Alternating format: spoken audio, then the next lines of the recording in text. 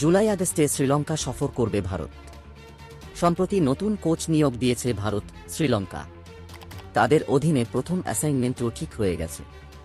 শ্রীলঙ্কায় 3টি ওয়ানডে ও 3টি টি-20 খেলতে যাবে ভারতীয় দল। সিরিজটি শুরু হবে জুলাইয়ের শেষ দিকে। সিরিজ শুরু হবে টি-20 দিয়ে। প্রথম দুটি ম্যাচ হবে পরপর 26 ও 27 জুলাই। ওয়ানডে শুরু হবে 1 আগস্ট। প্রতি ম্যাচে আবার 2 দিনের বিরতি। টি-20 ম্যাচগুলো হবে পাল্লেকেলে স্টেডিয়ামে। ওয়ানডে অনুষ্ঠিত হবে কলম্বোর আর প্রেমাদাসা স্টেডিয়ামে।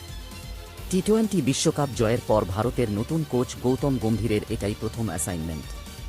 একইভাবে শ্রীলঙ্কার অন্তর্বর্তী কোচ হওয়া সনাত জয়াসুরিয়ারও। ভারতীয় দল শ্রীলঙ্কায় দ্বিপক্ষীয় সিরিজের জন্য সর্বশেষ সফর করেছিল 2021 সালের জুলাই মাসে। সেটাও ছিল সাদা বলের সিরিজ। তখন দ্রাবিড় ছিলেন ভারপ্রাপ্ত কোচ। ভারপ্রাপ্ত অধিনায়ক ছিলেন শিখর ধাওয়ান। ওয়ানডে সিরিজটি ভারত 2-1 ব্যবধানে জিতলেও টি-20 সিরিজটি একই ব্যবধানে নিজেদের করে নেয় লঙ্কান দল। টি-20 সিরিজ 26, 27 ও 29 জুলাই। ওয়ানডে সিরিজ 1, 4 ও 7 আগস্ট।